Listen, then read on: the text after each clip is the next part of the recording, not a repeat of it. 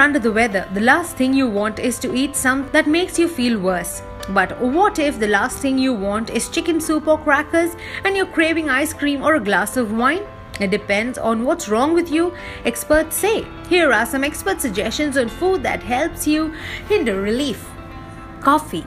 The caffeine in coffee is a diuretic, so it can make you pee a lot and leave you dehydrated. Sweets.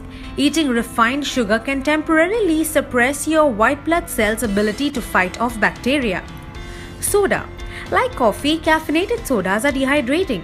If water just isn't appealing, try a low-sugar drink with rehydrating electrolytes, like a sports drink or coconut water for the best. Crunchy snacks.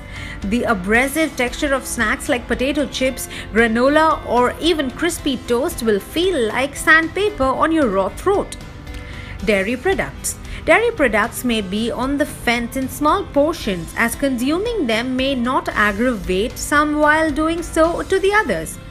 Dairy products can increase mucus production, and mucus is one thing you don't need more when you are already sick. Fried food. Stay away from excess fats when you are sick. These goes for processed food, snacks and fried foods too. Foods high in fat produce inflammation, and inflammation produces a less active immune system. Alcohol. Alcohol weakens your immune system and dehydrates you.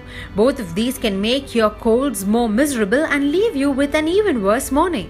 Grandma's hot body might clear things up for a short time, but take it easy and don't overdo it. Spicy food. Chili pepper and hot sauce get their heat from capsaicin, a compound that can irritate your nasal passage and make your nose run. So now you know what are the things to keep at bay when you're sick. You can devour them, however, the moment you feel fine. For more such interesting updates, you better get back to Foodies Trip.